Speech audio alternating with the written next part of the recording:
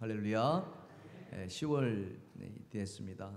첫 주일 첫 예배 나오신 여러분을 주님 이름 환영하고요. 풍요일 계절 아닙니까? 여러분 삶 가운데, 여러분 가정에 하시는 일 가운데 정말 많은 열매들이 맺혀지기를 주님의 이름으로 축원합니다. 오늘은 창세기 37장 1절에 11절 말씀으로 하나님께 쓰임 받는 사람 요셉이라는 제목으로 여러분과 은혜를 좀 나누고자 합니다. 여러분 세계적인 발명가 토마스 에디슨을 아실 겁니다. 전구를 발명해 가지고 우리에게 빛을 이렇게 선사하기도 했죠. 하지만 그가 발명가가 되기 전에는 정말 어리석고 또 우둔하기까지 했다고 합니다. 어느 정도 우둔했느냐? 자기가 오리알을 이렇게 품어 가지고 오리를 만들어 보겠다 해 가지고 5살 때 오리알을 품고 이렇게 잤다고 얘기해요. 그런 정도로 했답니다. 정상적인 학교 생활이 불가능할 정도였고요. 결국에는 학교를 다 마치지 못하고 중간에 퇴학당하고 맙니다. 여러분 생각하는 사람 조각 혹시 아십니까? 화면에 보면은 로댕이 이 세계적인 조각품 아닙니까? 생각하는 사람. 하지만 그도 학교 성적을 보면은 절대 우수하지 않았답니다. 우수하지 않을 정도가 아니라 완전히 꼴찌였다고 그래요. 그래서 4살이 되기까지는 말조차도 입이 떨어지지 않을 정도로 그렇게 아주 박애가였다 이렇게 이야기를 합니다. 세계적인 수학자, 천재 수학자 누구입니까? 아인슈타인입니다. 그렇죠? 상대성 이론을 발견해서 깜짝 놀라게 만들었던 아인슈타인. 그의 수학 성적은 과연 얼마였을까? 전해진 바에 의하면 낙제였다 이렇게 이야기를 합니다. 낙제를 받았다고 이야기합니다.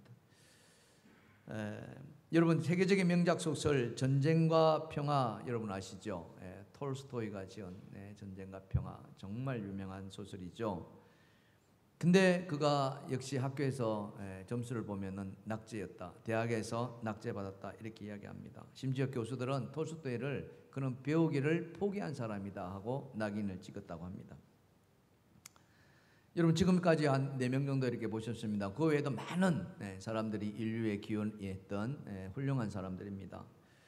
하지만 그들이 학교 성적이나 또 학업 성취도를 보면은 우리가 생각했던 만큼 그렇게 좋지 않았고 심지어는 아주 평균에도 못 미치는 그런 낙제생, 열등생이었음을 보게 됩니다. 그렇지만 그들에게 한 가지 공통점이 있었습니다. 여러분 그게 뭔지 아십니까? 그것은 바로 그들 모두 꿈꾸는 사람이었다 하는 거죠. 우리 따라 한번 해볼까요? 꿈꾸는 사람, 꿈을 가진 사람이었어요. 꿈을 가슴에 품은 사람이었어요. 나아가서 꿈을 품은 뿐만 아니라 꿈을 이루었던 사람입니다.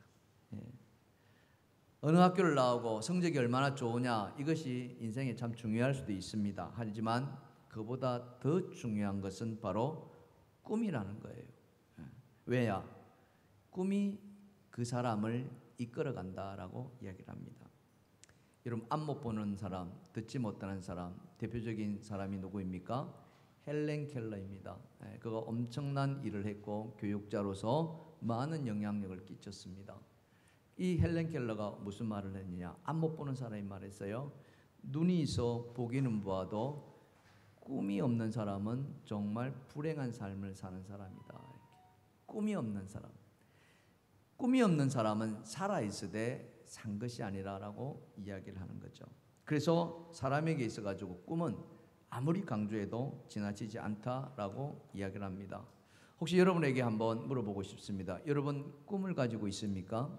어떤 꿈을 소유하고 계십니까? 갑자기 꿈 이야기하니까 낯설어집니까? 너무 거창하게 들려지시나요? 그러면 잠깐 꿈에서 조금 낮아져 볼까요? 소망이라고 표현해도 좋겠습니다. 소원이라고 해도 좋겠습니다. 여러분에게 어떤 소망, 어떤 소원이 있으신가요? 그렇죠? 하나님을 믿고 하나님의 자녀가 된 우리들은 어느 누구나 할 것 없이 하나님에게 관심받게 사람이 아니라 하나님의 관심 속에 있는 쓰임받는 사람이 되기를 원합니다. 믿으시면 아멘 합시다. 그렇지 않아요? 하나님의 관심 속에서 하나님의 쓰임받는 사람 얼마나 좋습니까? 그러나 그 쓰임받는 사람에게는 특별한 것들이 있더라는 거죠. 그게 오늘 저와 여러분이 함께 나누고자 하는 본문에 나오는 요셉의 삶입니다. 그래서 요셉의 삶을 보면서 요셉이 하나님 앞에 진정으로 쓰임받을 때까지 그가 진짜 인생의 하이라이트, 절정기는 애굽의 총리가 되지 않았습니까? 어마어마한 자리죠. 하나님 나라를 위해서 쓰임 받았습니다. 그 총리가 되기까지 그는 어떤 삶을 살았을까? 이거예요.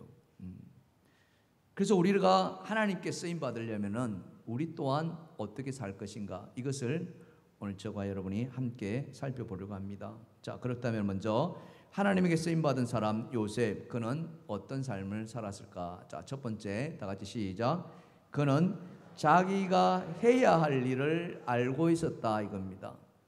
자기가 해야 할 일, 자기의 본분을 지키고 있었다는 것이고요. 바로 그거예요.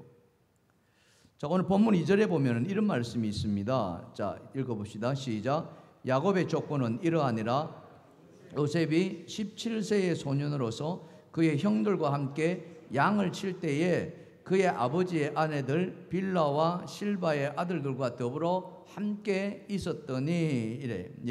요셉의 나이 17살 이야기로 시작합니다. 오늘 본문은 17살 나이, 지금 우리로 치면은 고등학교 1, 2학년 그 정도 되죠. 10대 청소년, 한창 반항할 때, 질풍노도의 시기라고 하지 않습니까? 이때 하나님이 요셉과 함께 하시는 이야기로 시작한다는 거예요. 이 요셉은 아버지 야곱의 아들이었습니다. 이 요셉의 형들을 보면은 이복 형들이 굉장히 많았어요. 왜냐하면은 아버지에게는 아내들이 여러 명이 있었습니다. 얼마나 있었을까요? 4명이 있었어요. 여러분 혹시 아십니까? 첫 번째 아내가 누구입니까? 레아죠. 그리고 그 몸종인 비라와 실바, 그리고 또 라헬까지 총 4명의 아내에게서 무려 12명이 나옵니다. 이 12명 가운데 요셉은 몇 번째냐? 11번째예요. 오늘 성경에 보니까 요셉을 늦은 나이에 낳았더라 라고 이야기를 합니다. 자, 본문 3절입니다. 다 같이 시작. 요셉은 노년에 얻은 아들이므로 이스라엘이 여러 아들들보다 그를 더 사랑함으로 그를 위하여 채색 옷을 지었더니, 노년에 얻었다 했습니다. 몇 살인지는 나오진 않아요. 근데 나이가 많아서 우리로 치면은 이걸 뭐라고 이야기합니까? 너뚱이라고 이야기하죠. 너뚱이. 그러니까 이 너뚱이를 낳아서 야곱이 굉장히 기뻐했는데, 특별히 더 기뻐했던 것은 뭐냐? 이 요셉이 라헬에게서 낳았다는 거예요. 라헬이 누구냐? 야곱이 가장 사랑하는 아내들이에요. 4명 중에서 다른 아내들은 별 신경도 안 썼어요. 근데 라헬을 그렇게 사랑했다는 거예요. 그러니까 그렇게 사랑하는 아내의 아들, 첫 번째 아들이 누구냐? 요셉이라는 거예요. 그래서 그 아들에게 뭘 입혔다고 했어요? 채색 옷. 여러분 듣기만 들어도 이게 굉장한 옷이라고 느끼지 않아요? 채색 옷, 이 색동옷, 비단 옷 이렇게 보시면 되겠습니다. 어떤 사람들이 채색 옷을 입었냐? 성경을 보니까 이렇게 이야기를 하고 있어요. 사무엘하 13장 18절입니다. 시작. 다말이 채색 옷을 입었으니 출가하지 아니한 공주는 이런 옷으로 단장하는 법이라. 누가 입었다고 그래요? 공주가 입었다는 거예요. 왕족이 입었다는 겁니다. 왕족. 그러니까 굉장한 옷이라는 거죠.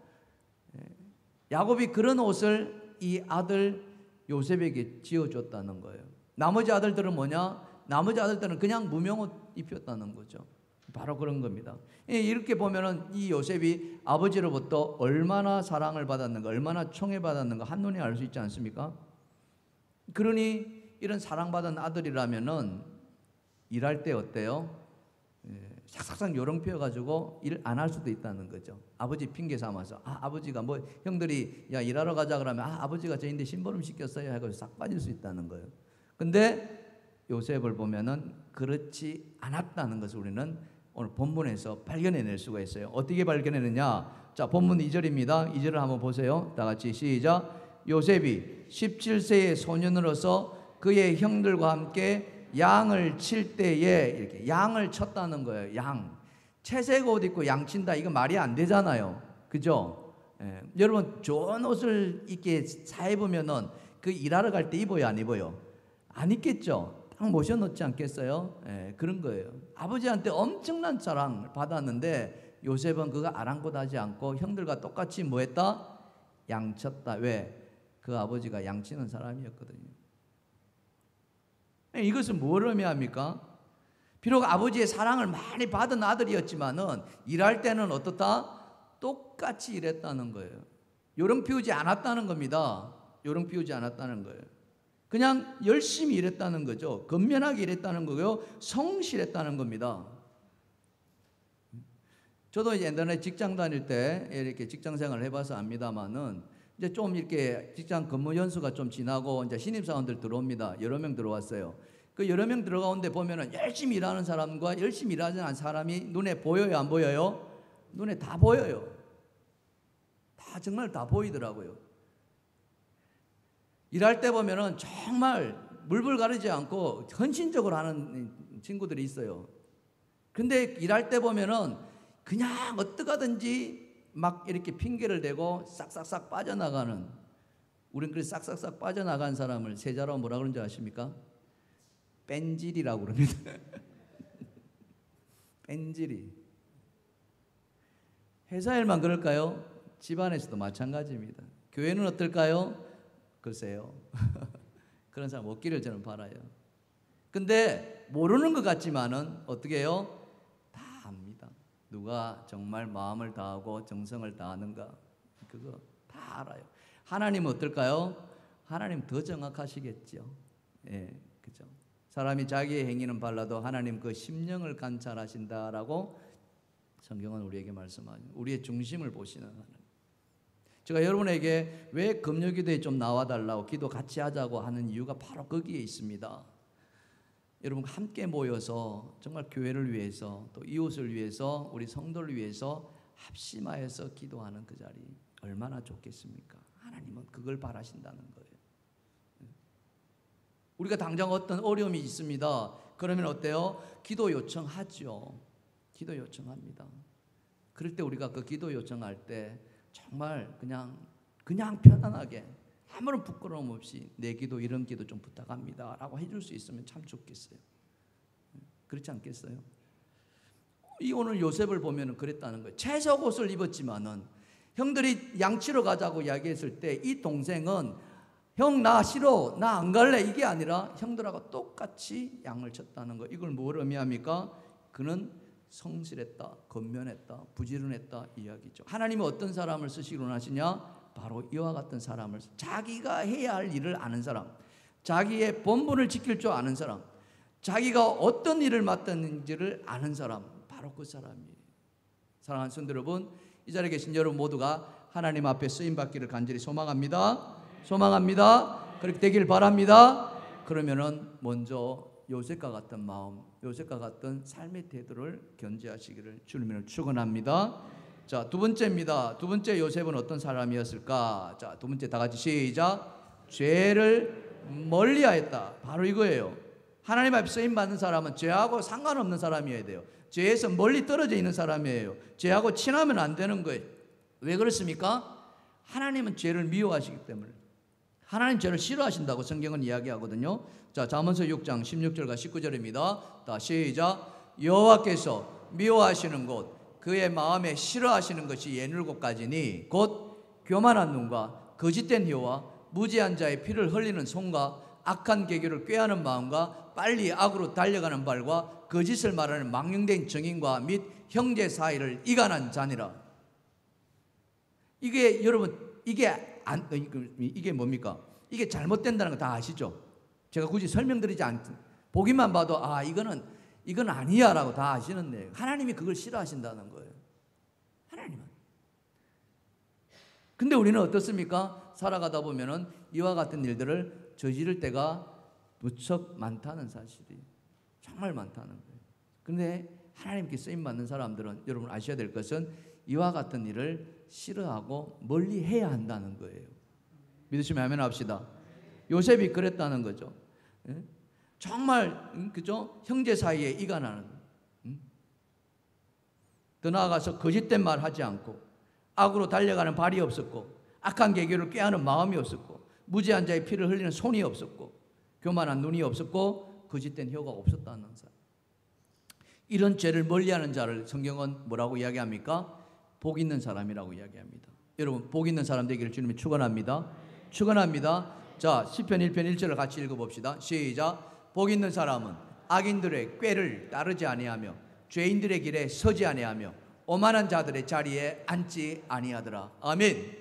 혹시 여러분 이 세 가지에 여러분이 해당되는 것이 있지 않으십니까? 한번 돌아보시길 바랍니다. 내가 혹시 악인들의 꾀를 따르지는 않을까? 죄인들의 길에 서러 있지는 않을까? 혹시 오만한 자리에 앉지는 않을까? 늘 이 말씀을 마음에 새기시고 내가 이와 같은 자리에 이와 같은 일에 하지 않는 그런 여러분 되기를 간절히 축원합니다. 요셉이 그랬다는 거예요. 요셉이 아까도 말씀드렸지만 그는 요령을 몰랐습니다. 뺀질거리지 않았습니다. 그냥 우직하게 그냥 하나님의 그 마음 앞에 합당한 삶을 살려고 했던 것 같아요. 그래서 그는 죄를 멀리했고 형들이 하자는 일 그대로 했다는 거죠. 자, 그런데 여기서 죄를 멀리했다는 것을 우리가 어디서 힌트를 얻느냐? 자, 본문 2절 하반절에 보면 이런 말이 있어요. 다 같이 시작. 그의 아버지의 아내들 빌라와 실바의 아들들과 더불어 함께 있었더니 그가 그들의 잘못을 아버지에게 말하더라. 그들의 잘못, 즉 다른 형들의 잘못된 행동, 아마 아버지가 싫어하는 행동이겠죠. 하나님이 미워하시는 일들이었을 것입니다. 어떤 일인지는 구체적으로 말하지 않아요. 그러나 잘못이라고 이야기를 했습니다. 그것을 아버지에게 말했다는 거죠. 아빠, 들어보세요. 형들이 있는데요. 그 형 있잖아요. 아버지 속여가지고 이런 일을 했대요. 뭐 이런 이야기들을 아버지에게 했다는 겁니다. 우리 이런 걸 보고 뭐라 그럽니까? 이렇게 아버지에게 이러는 걸 뭐라 그래요? 고자질이라고 이야기하죠. 좋아요, 나빠요? 고자질 나쁜 겁니다. 이런 아이들 보면 어떻게 해요? 때려주고 싶어요. 고자질은 나빠요. 이것을 고자질의 시각으로 보면은 고자질입니다. 그러나 이것을 죄의 눈으로 바라보면 달리 바라볼 수 있다는 거예요. 제가 말씀드리고자 하는 건 바로 이겁니다. 뭐냐? 요셉은 죄를 멀리했기 때문에 형들이 죄 짓는 것을 볼 수가 없었다는 거예요. 참아내질 못했다는 거예요. 잘못된 일을 그는 용납하지 않았다는 거예요. 자기 스스로 그것을 받아들일 수가 없었어요. 그러다 보니까 너무 올곧았어요. 너무 올곧다 보니까 미련하기도까지 했습니다. 예를 든다면 요셉이 꿈을 꿉니다. 그죠? 여러분들 잘 아시는 꿈. 형들이 듣기에는 정말 힘든 그런 꿈입니다. 근데 요셉은 그 꿈을 어떻게 해요? 말해요, 안 해요? 말해버립니다. 그것도 2번씩이나. 이건 누가 보더라도 미련한 짓이고 또 해서는 안 될 일일 수도 있습니다. 그러나 요셉은 그것을 숨기지 않았다는 거죠. 그만큼 요셉은 순박했습니다. 막 손익을 따지지 않았어요. 그냥 하나님 주시면은 주시는 대로 그대로 그는 받아들였고 그것을 드러냈습니다. 바로 여기에 우리는 초점을 맞출 필요가 있습니다. 고자질에 초점을 맞추는 것이 아니라 거짓을 멀리하고 죄를 멀리했던 그 요셉을 바라볼 줄 알아야 한다는 거예요. 내가 그런 사람이 되어야 한다는 거예요. 세상은 거짓과 불의로 또는 불법으로 넘쳐납니다. 이 교회 문을 바깥으로 나가면은 그런 일들이 너무 많이 있습니다. 그런 세상 속에서 우리는 살아가고 있어요. 그래서 예수님은 우리에게 뭐라고 이야기합니까? 너희는 세상의 빛이라고 이야기를 합니다. 빛, 어둠을 비추는 빛이 되어야 된다고 예수님은 말하고 있죠. 그렇다면 불법이 용인되는 그곳에서 우리에게 선택을 하라고 한다면 나는 무엇을 선택할 것인가? 예스냐 노냐는 거예요. 야, 남들이 다 그래. 너만 특별히 왜 그렇게 뻣뻣해? 남들 다 눈 감아주는데 이번이 마지막이니까 딱 한 번만 봐줘. 딱 한 번이야. 이번이 마지막이야. 라고 유혹한다면 여러분 어떤 결정을 하시겠느냐 이거예요. 이게 우리 그리스도인들의 정체성을 묻는 하나님의 시험일 수도 있습니다. 그럴 때 우리는 아닌 것은 아니라고 말할 수 있어야 되지 않을까요? 그것이 죄라는 것을 알고 있다면, 모른다면 또 모르겠습니다. 그것이 잘못이고 그것이 불법이고 그것이 불의이고 그것이 죄라고 알고 있다면 우리는 저 안 해요, 저 못해요 라고 해야 되지 않겠습니까? 그게 그리스도인 아니겠습니까? 믿으시면 아멘 합시다. 우리는 많은 유혹을 받을 수 있습니다. 근데 그 유혹 때문에 많은 사람들이 결국에는 어때요? 걸려 넘어지더라는 거예요. 끝에 가서는. 왜? 꼬리가 길면 뭐라고 이야기합니까? 꼬리가 길면은 밟힌다고 이야기를 하잖아요. 그죠? 꼬리가 길면 밟히게 돼 있어요. 야고보서 1장 14절과 15절은 이렇게 이야기합니다. 다 같이 읽어봅시다. 시작. 오직 각 사람이 시험을 받는 것은 자기 욕심에 끌려 미혹됨이니 욕심이 잉태한 적 죄를 낳고 죄가 장성한 적 사망을 낳느니라. 아멘. 사망을 낳는 그 출발이 무엇입니까? 욕심이라는 거죠. 아무리 친한 사람이, 아무리 친한 사이가, 아무리 친한 친구가 와서 야, 이거 네가 하면은 너 요만큼 이득이 돼. 그러니까 눈 한번 감아줘. 그러면은 그 이득이 눈에 들어옵니다. 눈 한번 감아주면 그게 내 손에 들어가고 내 주머니에 들어가는 거예요. 그렇게 시작이 되는 거죠. 한 번이 두 번 되고 두 번이 세 번 되는 거죠. 이번이 마지막 이야기를 할 때 세상은 마지막이라고 이야기합니까? 눈 감아줬어요. 다음에 또 부탁이 옵니다. 안 와야 되는데 또 부탁이 옵니다. 이제는 지난번에 마지막이라 하지 않았니? 라고 이야기하는 그 사람이 뭐라고 이야기합니까? 야, 지난번엔 되고 왜 이번에는 안 돼? 이렇게 나온다는 거예요. 지난번엔 되고 왜 이번에는 안 돼? 죄가 선이 될 수는 없습니다. 죄가 의가 될 수는 없습니다. 왜냐? 그것은 성도가 지켜야 될 거룩이기 때문에 그렇습니다. 하나님은 뭐라고 이야기하십니까? 자, 고린도후서 6장 14절과 16절입니다. 다 같이 읽어봅시다. 큰 소리로 시작. 너희는 믿지 않은 자와 멍에를 함께 하지 말라. 의와 불법이 어찌 함께하며 빛과 어둠이 어찌 사귀며 그리스도와 벨리알이 어찌 조화되며 믿는 자와 믿지 않는 자가 어찌 상관하며 하나님의 성전과 우상이 어찌 일치가 되리요? 우리는 살아계신 하나님의 성전이라. 아멘. 사랑하는 성도 여러분, 우리 몸은 살아계신 하나님의 성전인 줄 믿습니다. 성전은 거룩하니 너희는 거룩하라. 우리 안에 성령이 있습니다. 그렇다면 성령이 거하시는 그곳은 성전인 거예요. 우리 몸은 성전입니다. 우리의 생각도 성전이어야 되고 우리의 말도 성전이어야 되고 우리의 행위도 성전이어야 되는 거예요. 거룩이라는 거예요. 죄에서 멀어져 있어야 한다는 거죠. 불의를 보고 눈 감아주지 말고, 불의를 용납하지 말고, 불법을 용납하지 말고 하나님의 편에 서서 진리를 바라볼 줄 알아야 된다고 오늘 성경은 이야기합니다.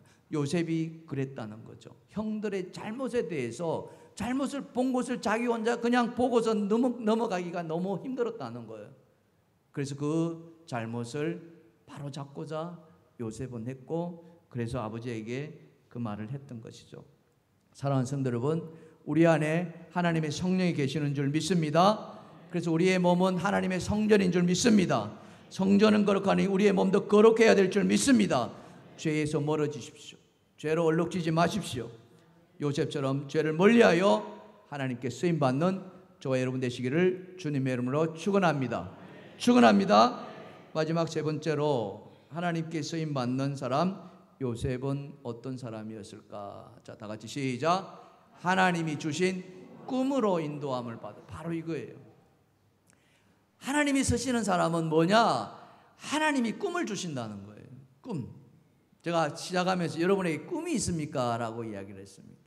바로 이거예요. 소망이 있느냐 하는 거죠. 하나님이 너의 삶을 이렇게 이끌어 주겠다. 자, 요셉에게 어떤 꿈인가? 자, 한번 보십시다. 본문 5절과 9절입니다. 다 같이 시작. 요셉이 꿈을 꾸고 자기 형들에게 말하며 그들이 그를 더욱 미워하였더라. 요셉이 다시 꿈을 꾸고 그의 형들에게 말하여 이르되. 자, 여기 보면 요셉이 꿈을 꿨다는 이야기 알 수 있지 않습니까? 그런데 그 꿈이 어때요? 보통의 꿈이 아니었다는 거죠. 여러분도 아시는 것처럼 성경에도 오늘 나와 있죠. 어떤 꿈이었습니까? 다 형들이, 아버지와 엄마가 다 자기한테 절하는 꿈이에요. 곡식단이 절하고 해와 달과 별이 절했습니다. 무엇을 의미합니까? 형들보다 요셉이 더 위에 올라설 것이라는 거예요. 그러니 그 말을 들은 형들이 어떻게 했습니까? 좋아할 리가 없죠. 만무합니다. 그런데 우리가 아는 것처럼 요셉의 결국은 어떻게 됩니까? 요셉이 마지막에 뭐가 돼요? 이 꿈대로 이루어진다는 거예요. 그거예요. 성경은 우리에게 그것을 가르쳐주고 있습니다. 자, 창세기 42장 6절입니다. 자, 읽어봅시다. 시작. 때에 요셉이 나라의 총리로서 그 땅 모든 백성에게 곡식을 팔더니 요셉의 형들이 와서 그 앞에서 땅에 엎드려 절하매. 요셉이 총리가 되고자 했겠습니까? 아니에요. 하나님이 그에게 그냥 꿈을 주셨어요. 총리라는 꿈이 아니었어요. 그냥 절하는 꿈이었어요. 근데 이 요셉은 그 하나님의 꿈을 잊어버리지 않았습니다. 그래서 잃어버리지 않았기 때문에 그는 어떻게 살았어요? 그 자리에서 자신의 삶을 최선을 다하며 살았다는 거예요. 심지어는 형들이 그를 죽이려고 했었고 우물구덩이에 빠뜨렸었고 심지어는 이스마엘의 상인들에게 그를 팔아버렸을 때도 그는 팔려가서 열심히 살았다는 거예요. 낙심하지 않고 포기하지 않고 절망하지 않고 원망하지 않고. 그게 꿈의 사람이라는 거예요. 그 입에서는 그 어떤 불평과 그 어떤 불만도 나오지 않았음을 우리는 성경을 통해서 분명히 알고, 하나님은 그 마음의 중심을 보셨기에 그런 요셉을 결국에는 어떻게 해요? 숱한 감옥살이도 했지만은 애굽의 총리까지 올려주셨다는 사실. 이게 놀라우신 하나님의 축복이라는 거죠. 오늘 이 자리에 계신 여러분, 이 자리에 계신 여러분 갑자기 총리가 될 꿈을 주신 이게 아니고 하나님이 우리에게 어떻게 쓰실지 몰라요. 중요한 것은 내가 쓰임받는 사람이 되고자 하는 내 마음의 소망이 있느냐 하는 거예요. 여러분, 이 세상에 태어났습니다. 지금까지 살아오셨습니다. 어떻게 사셨는지 저는 잘 알지 못합니다. 그러나 중요한 것은 이 세상 떠나기 전에 정말 마지막으로 하나님 앞에 한번 쓰임받기를 주님을 축원합니다. 그래서 하나님 앞에 갔을 때에 다 갈 거 아니에요. 그죠? 하나님 앞에 다 갔을 때, 야, 너 이 세상에 내가 너를 보내줬는데 너 뭐 하다 왔니? 뭐 하다 왔니? 라고 물으면은 여러분 할 말은 있어야 되지 않겠습니까? 예, 저 하나님 주신 거요, 이거 제가 했거든요. 여러분, 국제시장이란 영화 아시죠? 예, 몇 년 전에 나왔던 영화, 황정민이가 나왔던 영화, 뭐 온갖 가지 이야기가 거기 다 들어가 있습니다. 그죠? 베트남 전쟁도 참여했고, 저 독일 탄광구도 찾아갔고, 그래서 이렇게 살아갔는데 그 마지막 장면 여러분 아십니까? 그 마지막 장면, 황정민이가 그 아버지 걸려 있는 사진을 보고서 그 아버지한테 하는 말, 독백하는 말, 아버지 저 열심히 살았지, 이 말하는 거예요. 아버지 저 열심히 살은 거 아시지? 이렇게. 경상도 말로. 하나님 앞에 갔을 때 아버지 주신 거 저 정말 열심히 살았지 않습니까? 그럴 때 하나님이 잘하였도다 착하고 충성된 종아. 여러분, 그런 말 듣기를 주님의 축원합니다. 축원합니다. 잘하였도다 착하고 충성된 종아. 우리에게 들려준 거 아무것도 없을 수 있습니다. 정말 우리가 땀 흘려서 노력하고 수고하고 맘먹고 진짜 아끼고 해가지고 우리가 지금까지 살아왔는지 모르겠습니다. 그렇지만 하나님 앞에서 갔을 때에 하나님이 내가 너에게 준 거 별로 없는데 너 어떻게 잘하였다 충성된 종아. 그게 쓰임받는 사람 아니겠습니까? 우리의 인생의 종착역은 딱 정해져 있습니다. 우리가 가야 할 목적지도 딱 정해져 있어요. 이 땅의 삶은 다 나그네 삶이라고 이야기들 하잖아요. 그럼 여기에 목숨을 거시겠습니까? 아니면 하나님 나라의 목숨을 거시겠냐 이거죠. 우리가 아무리 한다 할지라도 하나님이 우리의 편이 되어 주셔야 된다. 하나님을 의지하십시오. 하나님을 믿으십시오. 그러면 하나님이 여러분의 길을 인도해 주실 줄 믿습니다. 하나님이 여러분의 걸음을 이끌어 가실 줄 믿습니다. 성경은 우리에게 그렇게 이야기하고 있죠. 잠언서 16장 9절입니다. 다 같이 시작. 사람이 마음으로 자기의 길을 계획할지라도 그의 걸음을 인도하시니는 여호와시니라. 믿으십니까? 바로 이거예요. 우리가 하나님을 의지하고 하나님을 믿는 사람이라면 우리는 이 땅에 살아가지면 우리는 하나님을 바라볼 줄 알아야 되는 거예요. 하나님이 나에게 주신 것이 별로 없지만은, 그러나 하나님이 나에게 주신 소망이 있기에, 그 꿈이 있기에 우리는 그 꿈을 바라보면서 아버지를 바라보면서 가겠습니다. 그게 하나님 앞에 쓰임받는 사람이에요. 언제 우리가 뭘 가지고 나온 적이 있습니까? 언제 우리가 풍요롭게 하고 있는 적이 있습니까? 다 빈몸으로 나왔고 정말 피눈물 흘리면서 일구었지 않았습니까? 그때 그 일구었던 것이 내 노력으로 됐다고 말하지 마십시오. 하나님이 걷어가시면은요, 순식간에 무너지는 거 여러분 보지 않으십니까? 텔레비전 뉴스를 한번 쳐다보십시오. 오늘도 여기저기에서 막 화재로 인해 가지고 수많은 공장들이 불타 없어지는 건 한순간입니다. 어떻게 그것을 내가 다 이뤘다라고 말할 수 있겠습니까? 하나님이 주셔야만. 시편 37편 23절에 이렇게 이야기합니다. 다 같이 시작. 여호와께서 사람의 걸음을 정하시고 그의 길을 기뻐하시나니. 아멘. 하나님은 우리의 걸음을 정해주신다는 거예요. 바로 이거예요.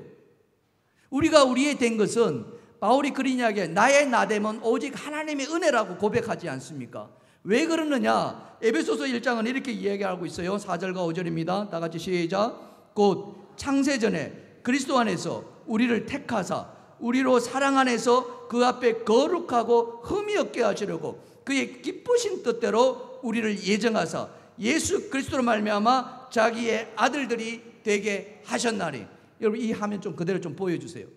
우리가 이 자리에 나와 있는 것, 이렇게 하나님을 찬양하고 하나님 앞에 기도하는 것, 우리 조장민 지사님 오늘 하나님 앞에 참 감사하는 기도 올려드리는데요, 이렇게 할 수 있는 것이 뭐예요? 내가 하고 싶어서 하는 게 아니에요. 내 노력에 있어야 한 게 아니에요. 뭐예요? 이미 창세전에 우리를 어떻게 하셨다고요? 하나님께서 택해 주셨다는 거예요. 그래서 우리로 하여금 거룩하고 흠이 없게 하시려고, 하나님 앞에 나오게 하시려고 하나님 그 아들 독생자 예수 그리스도를 십자가의 대속물로 주셨다는 거죠. 우리가 아직 죄인되어 있을 때 그리스도께서 우리를 위하여 죽으심으로 아버지께서 우리에 대한 자기의 사랑을 확정하셨다고 성경은 말씀하고 있지 않습니까? 어떻게 우리의 공로를 가지고 말할 수 있겠습니까? 오직 하나님의 은혜입니다. 하나님의 은혜입니다. 오늘 동일교회가 여기까지 온 것도 하나님의 은혜인 줄 믿습니다. 앞으로도 하나님은 우리를 지켜주시고 우리의 길을 이끌어 가실 줄 믿습니다. 말씀을 붙드십시오. 말씀을 붙든 자에게 하나님은 꿈을 주실 줄 믿습니다. 그 꿈은 우리의 소망이 되고 그 소망대로 살아가는 자에게 하나님은 그 걸음을 이끌어 주실 줄 믿습니다. 무엇을 붙들겠습니까? 요셉은 그 꿈을 붙들고 인내하였다는 거죠. 절망 가운데서도 그는 자기의 일을 잃지 않았다는 거예요. 바로 그거예요. 사랑하는 성도 여러분, 우리가 붙들어야 될 것은 딴 것이 아닙니다. 바로 그러 하나님의 꿈을 붙드시고 지금 나에게 있는 그 자리에서 하나님의 일을 감당해 나가면 되는 거예요. 불가능한 것 같지만은 하나님을 믿는 자에게 능치 못할 일이 없다라고 하시지 않습니까? 우리의 눈을 우리의 시각으로 바라보지 마시고 우리의 눈을 하나님의 시각으로 세상을 바라볼 줄 아는 그런 눈이 열려지기를 주님을 축원합니다. 축원합니다.